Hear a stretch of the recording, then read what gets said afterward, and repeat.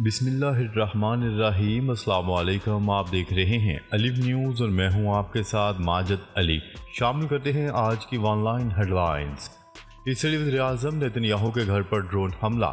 لبنان سے ڈرون حملے میں اسرائیلی وزیر اعظم نیتن یاہو کی رہائش گاہ کو نشانہ بنایا گیا۔ غیر ملکی میڈیا کی رپورٹ کے مطابق ڈرون کے ذریعے اسرائیل کے علاقے سیزریا کو نشانہ بنایا گیا ہے، جہاں وزیر اعظم نیتن یاہو کا نجی گھر ہے۔ میڈیا رپورٹس کے مطابق ڈرون مبینہ طور پر لبنان سے لانچ کیا گیا تھا، جو جنوبی حیفا کے قصبے کیسریا میں اسرائیلی وزیر اعظم نیتن یاہو کی رہائش گاہ کے قریب ایک عمارت سے ٹکرا گیا۔ غیر ملکی خبرسا ادارے کی رپورٹ کے مطابق ڈرون نے براہ راست اپنے ہدف کو نشانہ بنایا۔ میڈیا رپورٹس کے مطابق لبنان سے اسرائیل پر 3 ڈرون فائر کیے گئے تھے، جن میں سے ایک اسرائیلی وزیر اعظم نیتن یاہو کی رہائش گاہ کے قریب ایک عمارت سے ٹکرایا۔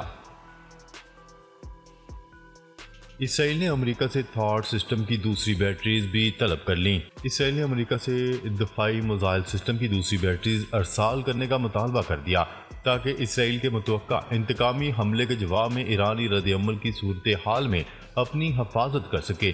یہ بات اسرائیلی ٹیلی ویژن چینل نے بتائی۔ پینٹاگون نے گزشتہ اتوار تصدیق کی تھی کہ واشنگٹن جدید ترین دفاعی فضائی نظام اسرائیل کو ارسال کر رہا ہے۔ اس کو چلانے کے لیے 7 امریکی فوجیوں کو بھی بھیجا جائے گا۔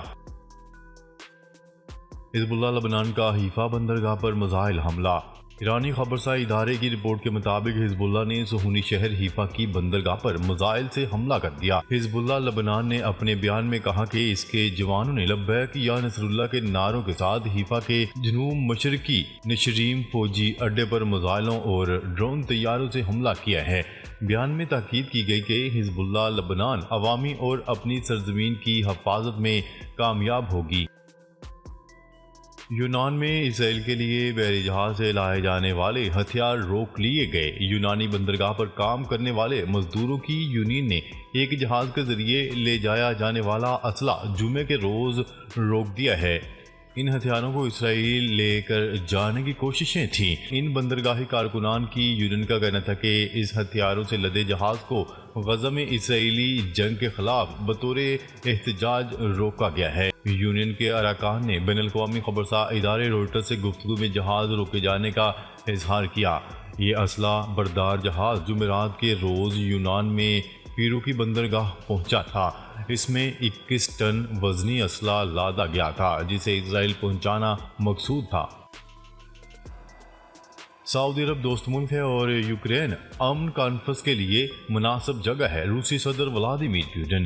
روسی صدر نے باور کروایا ہے کہ اسرائیل اور ایران کے درمیان حل تک پہنچنا ممکن ہے، تاہم اس کو یقینی بنانا دشوار ہوگا۔ روسی صدر نے یہ بات اسرائیل اور ایران کے درمیان جنگ چھڑنے کے امکان کے اندیشے پر تبصرے میں کہی۔ روسی صدر ولادیمیر پوٹن نے جمعے کے روز عرب نیوز اخبار سے گفتگو میں کہا کہ ہم سعودی عرب کو ایک دوست ملک سمجھتے ہیں۔ میرا شاہ سلمان کے ساتھ اچھا تعلق ہے، اس طرح ولی عہد شہزادہ محمد بن سلمان کے ساتھ میرے مضبوط ذاتی مراسم ہیں۔ میں سعودی عرب کی سچائی پر یقین رکھتا ہوں۔ یوکرین کے ساتھ معاملے میں ثالثی کی حیثیت سے اگر سعودی عرب میں کانفرنس کا انعقاد ہوتا ہے تو یقیناً یہ ہمارے لیے بھی اطمینان بخش جگہ شمار ہوگی۔ شمالی کوریا نے خفیہ طور پر روس کی مدد کے لیے فوجی دستے بھیج دیے۔ روئٹرز کی رپورٹ کے مطابق جنوبی کوریا کی خفیہ ایجنسی نے جمعے کو کہا کہ شمالی کوریا نے تربیت لے کر 1500 خصوصی فوجی دستے روس بھیج دیے ہیں اور ممکنہ طور پر ان کو یوکرین کی جنگ میں لڑنے کے لیے تعینات کیا جائے گا۔ جنوبی کوریا کی نیشنل انٹیلیجنس سروس نے کہا کہ وہ یوکرین کی انٹیلیجنس سروس کے ساتھ کام کر رہے ہیں اور انہوں نے مشرقی یوکرین کے علاقے ڈونسیک میں AI ٹیکنالوجی کی مدد سے شمالی کوریائی فوجیوں کے چہروں کی شناخت کی ہے۔ یہ فوجی روسی میزائل بردار افواج کے ساتھ کام کر رہے ہیں۔ یحییٰ سنوار کے بعد امن کا عمل آسان، نیتن یاہو سے بات چیت کرنے کا ارادہ ہے۔ Donald Trump. ریپبلکن پارٹی کے صدارتی امیدوار ڈونلڈ ٹرمپ کا کہنا ہے کہ حماس کے رہنما یحییٰ سنوار کی موت سے غزہ میں امن کے امکانات آسان اور بہتر ہو جائیں گے۔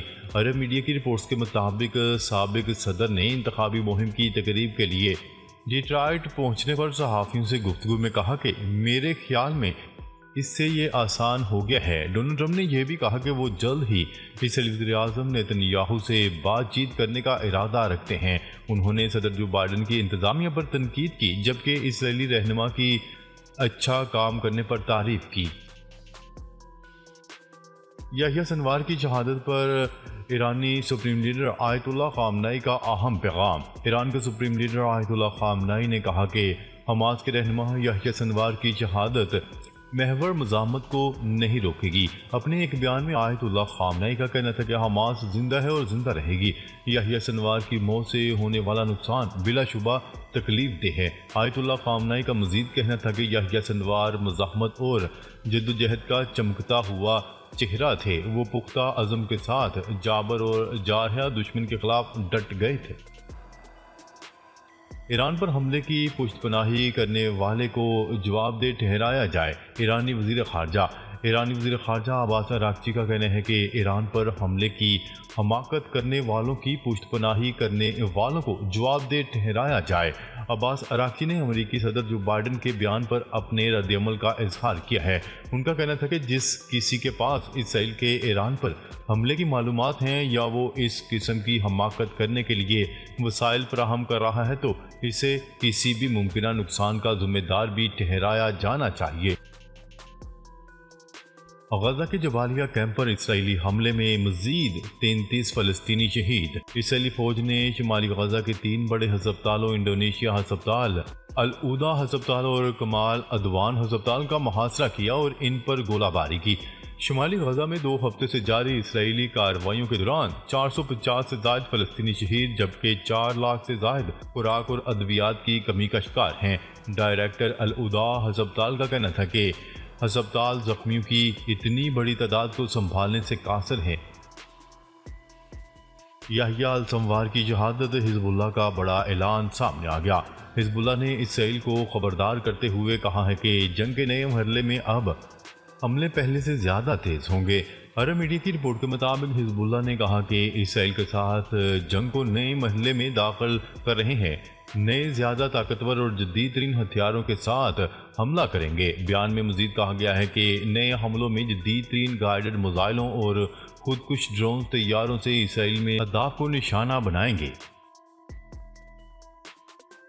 امریکی صدر نے بتایا ہے کہ اسرائیل ایران پر کب اور کیسے حملہ کرے گا۔ امریکی صدر جو بائیڈن کا کہنا ہے کہ ایران اور اسرائیل کے درمیان جنگ کے امکان کو ابھی بھی روکا جا سکتا ہے۔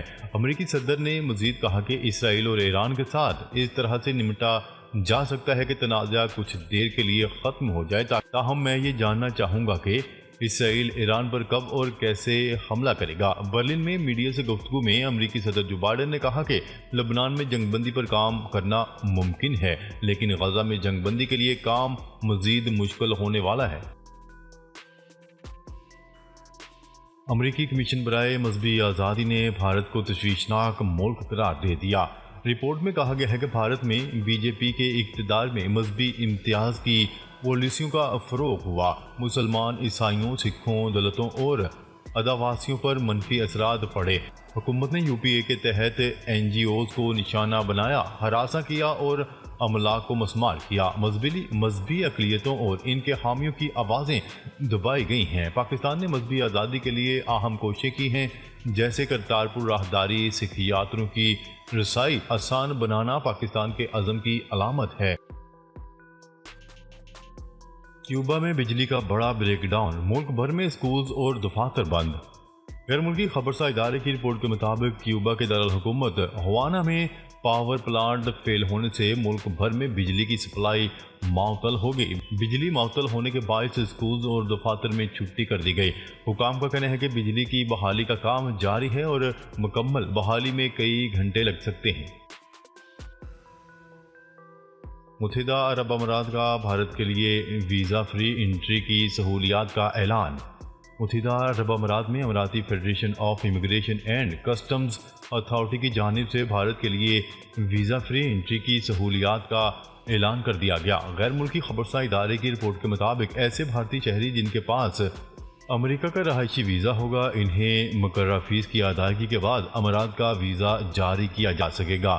امارات الیوم کے مطابق اتھارٹی کے ڈائریکٹر نے بتایا کہ بھارتی شہریوں کے لیے ویزا پالیسی میں کی گئی تبدیلیوں کا مقصد دو طرفہ طویل المدتی اسٹریٹجک تعلقات ہیں۔ لاہور میں مصنوعی بارش کرنے کی تیاریاں۔ لاہور میں اسموگ کی روک تھام کے لیے مصنوعی بارش کرنے کے لیے تیاریاں جاری ہیں۔ ذرائع کے مطابق آلودگی بڑھنے سے بچوں کو اسکول میں چھٹیاں دینے کی بھی تجاویز سامنے آ رہی ہیں۔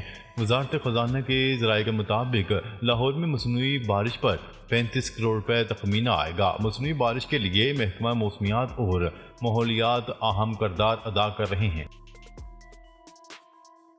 انٹرا پارٹی الیکشن نظرثانی کیس، پی ٹی آئی کی لارجر بینچ بنانے کی درخواست۔ نیوز رپورٹ کے مطابق پی ٹی آئی نے اپنی درخواست میں کہا ہے کہ کیس میں آئینی تشریح کا نقطہ موجود ہے، 5 یا 8 ججز پر مشتمل بینچ تشکیل دیا جائے۔ تحریک انصاف نے درخواست میں مخصوص نشستوں سے متعلق 8 ججز کے اکثریتی فیصلے کا حوالہ دیا اور کہا کہ الیکشن کمیشن کے کنڈکٹ پر فیصلے آبزرویشنز موجود ہیں۔ لارجر بینچ بنا کر نظرثانی درخواست منظور کی جائے۔ ناظرین، اب تک کے لیے اتنا ہی۔ مزید خبریں لے کر بہت جلد آپ کی خدمت میں حاضر ہوں گے، تب تک کے لیے اپنا خیال رکھیے گا۔ اللہ نگہبان۔